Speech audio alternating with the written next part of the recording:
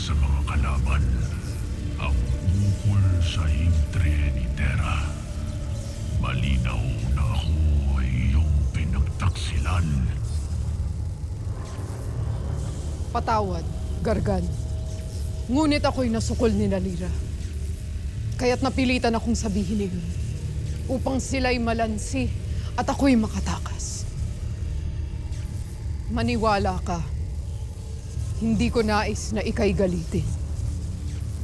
Huwag mo lamang kalilimutan na ikaw at ang tungkod na iyan ay magkatulad.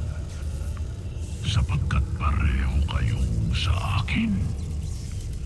Kaya't huwag kang mangangahas na ako ay pagtaksilang muli, Mitena. Sapagkat bilang bathala ay patid ko ang iyong bawat galaw. Aking alagad.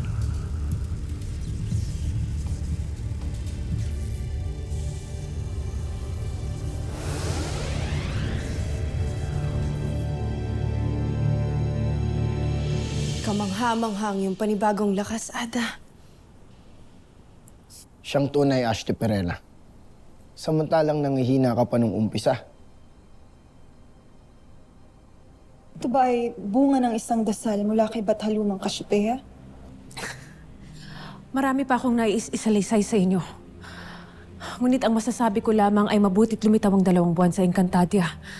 At ako'y nabigyan ng panibagong pambihirang lakas. Pirana,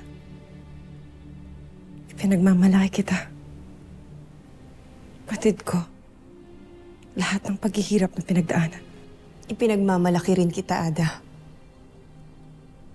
Sapagkat hindi nawala bagkus ay mas lalong dumagdag ang apoy sa iyong puso. Avisala Eshma sa inyong lahat. Ngunit, agapi Avi, sapagkat hindi natin magawang magdiwang dahil sa suliranin natin kay Terra, maging kay Danaya. Tunay nga kayang nasa loob ng brilyante ni Gargan ng iftre ni Terra.